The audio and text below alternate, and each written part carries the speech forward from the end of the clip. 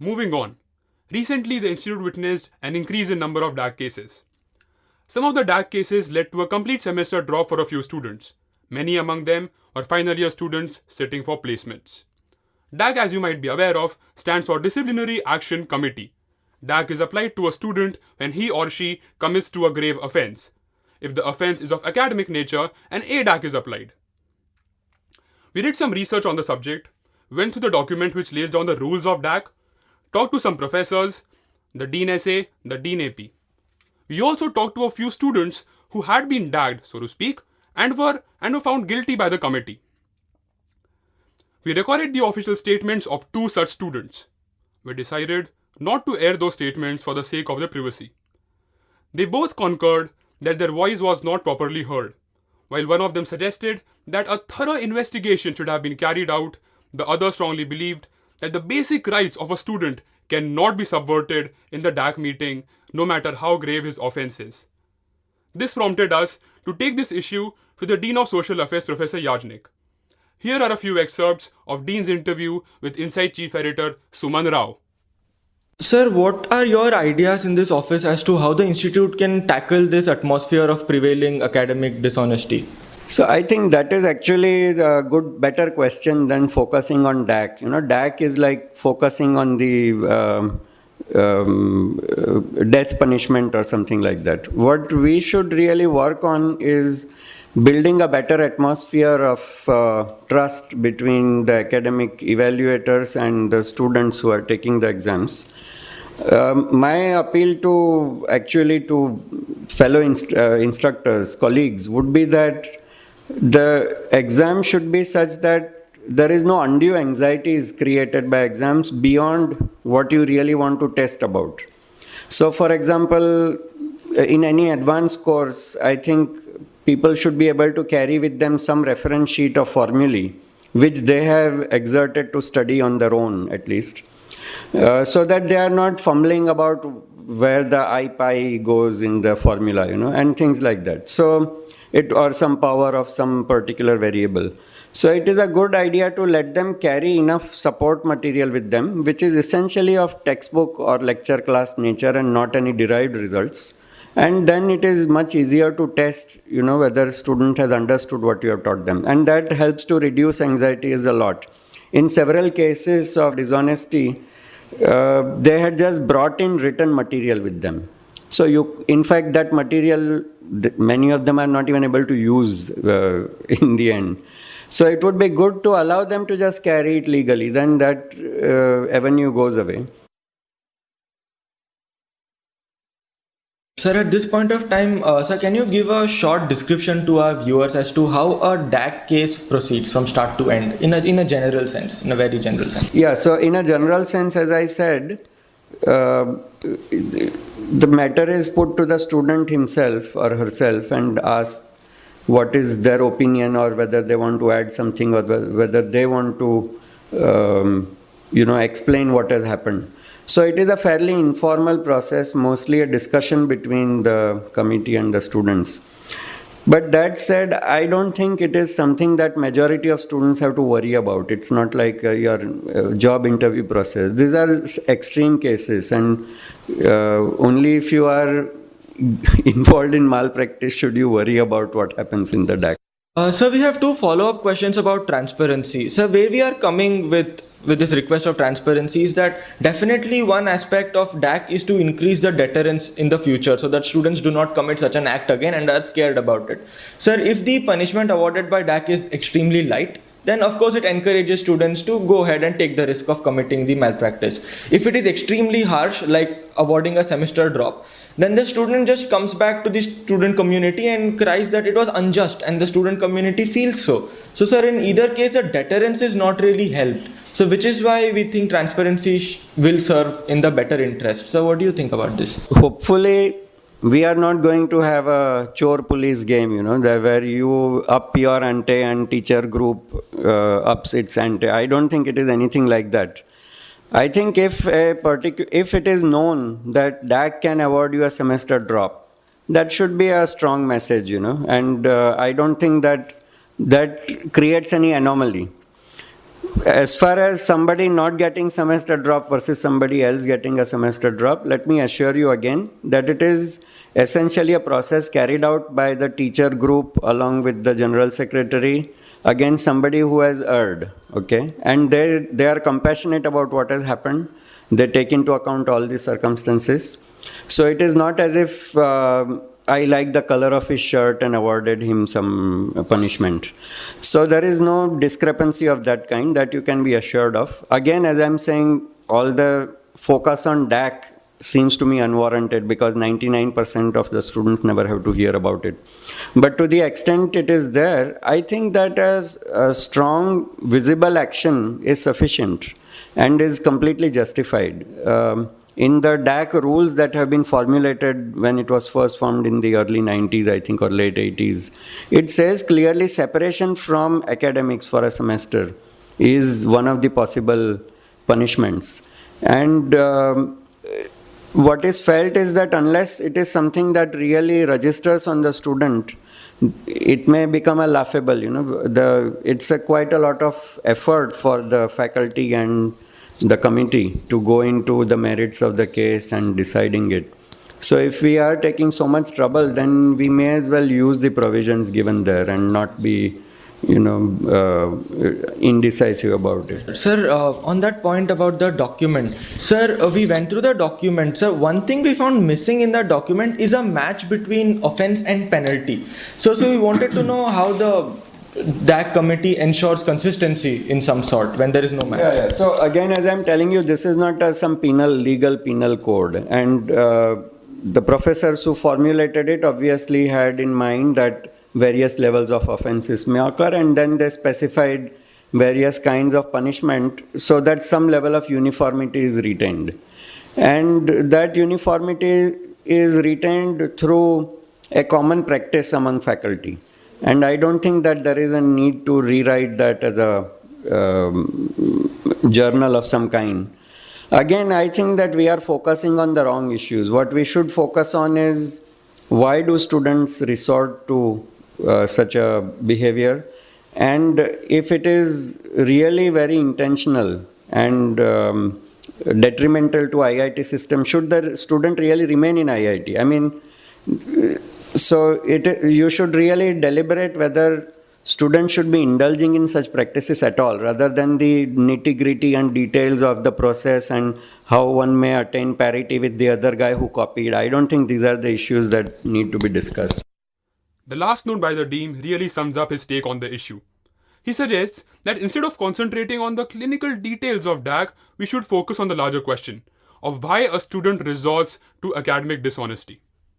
Yesterday we had a chat with Dhanashri Molugu, the current GS A Square, and Ramanjeet Singh Anand, the GS A Square 2 years back, who now studies in IIM Bangalore. Here's what they said. To begin with, Ramanjeet and Dhanashri, you both have been inside a score of DAC meetings. Could you tell us what is the composition of a usual DAC meeting?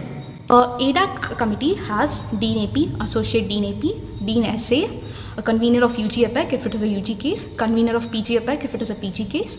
Then we'll have 2 HODs at least present, and mostly the HODs are of the departments from which the DAC cases have been reported.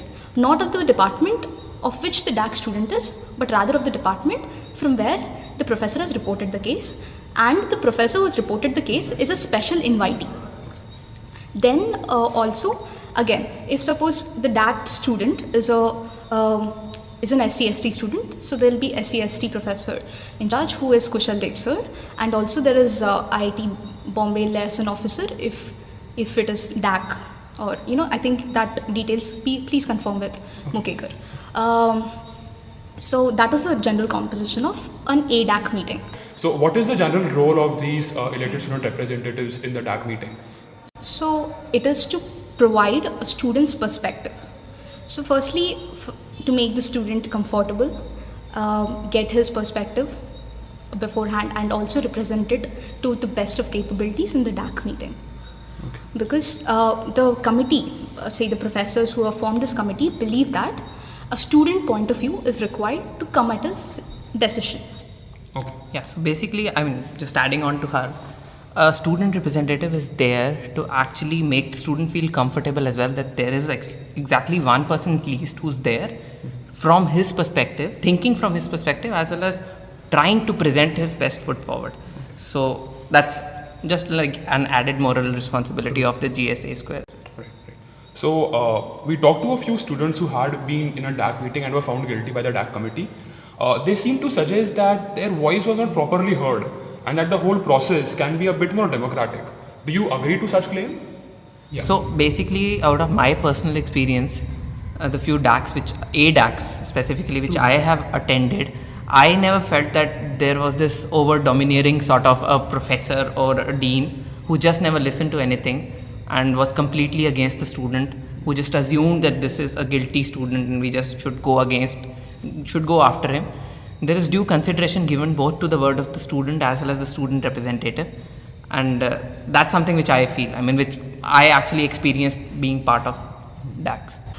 Another point of view that I want to present is regarding the reason why this interview has started out. The apparent increase in DAC cases. So there has not been an increase in DAC cases. There has been an increase in the number of students in the DAC cases. I'll just give you certain numbers from my tenure, which has started on 1st April 2013. So there have been 41 students in one DAC case, a DAC case, okay, which has been about proxy. So that's 41 students in one DAC, and there were 2 other DAC cases which had a total of 9 students. So there were 50 students, but as such there were only 3 or 4 DAC cases. Okay. So just as a concluding question, because you both have been inside a lot of DAC meetings, is there any change in methodology that you would suggest, or anything that can be improved upon or fine-tuned in the DAC process? My personal experience, that's like completely my personal sort of thinking, which I feel is that, DAC is the biggest deterrent. That's the only role that a DAC sort of, to me, appeals, is that it's a deterrent. That's like one example being made for all of the other students not to get into that kind of a trap. So for that to be there, I think DAC meetings or the way they are conducted has to be transparent, which is, the other thing is that it has to be sort of sent out to the student community. I don't see why it should not be made public that this particular person has been charged with this particular thing, and that's the punishment given to them. Everything is just very sort of subtle when this DAC meeting happens, and under the wraps. That's the perception which students get it, that he might have done this, and there are different angles to it, different stories and different viewpoints coming up. So if the administration is straight away saying that yes, we found this and this is the person and all, and this is the punishment, so it actually creates a link between and a reality for the students who might be thinking that DAC is something which will actually not happen to me. It's something which is just there in a black box.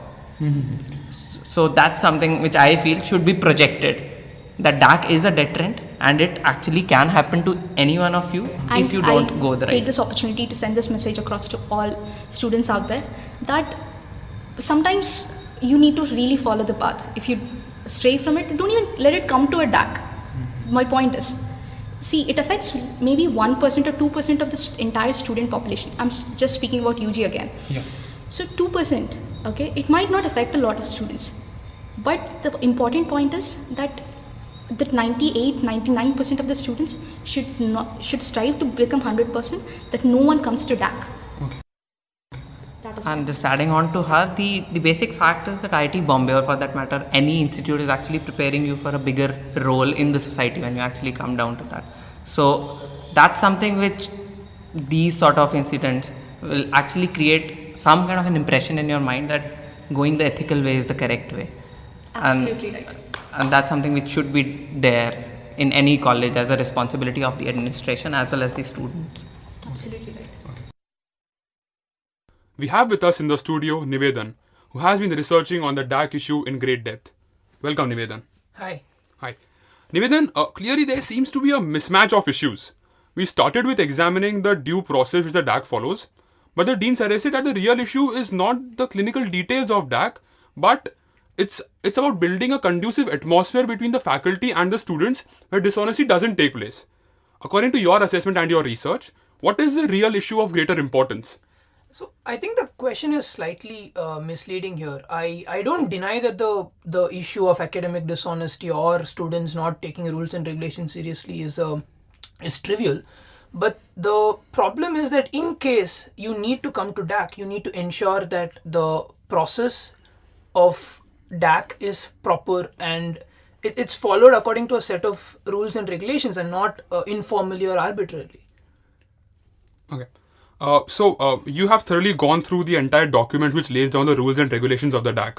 We just heard the DAC students saying that the meeting was not the fairest of trials, and we've heard the GSs saying that that's not really the case. Do you suggest in your assessment some reforms that the DAC committee can adopt to make the process, let's say, more democratic? Yeah, definitely yes. The biggest problem, however, is to really know what happens in a DAC. So there are only two ways to know, since you yourself can't be present. Is one, to talk to the people who are accused, right? And they've already been labeled as untrustworthy. So their testimony is not going to be so reliable. Right. And second is you talk to the committee members who convene the DAC. Now, when let's say that as one of the students said that the basic human rights were not respected, you can't really expect the committee members to affirm to that and incriminate themselves, right? So I don't think there's any reliable way to find out truly how the DAC functions. But broadly, based on what I've heard from both sides, I think there can be a few reforms to suggest. The first thing is, I think, to get a disinterested committee. In most cases, what I've heard is that the professor who complains against the student, the plaintiff, the complainant, also sits in the DAC committee proceedings.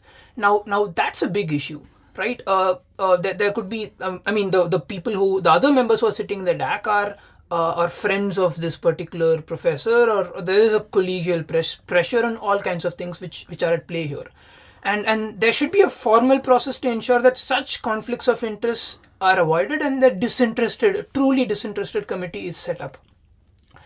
And the second is a right to proper defense. There needs to be a formal charge sheet that is given to the student of what exactly the offense is, Right. and a good amount of time needs to be given to the student to prepare for the defense.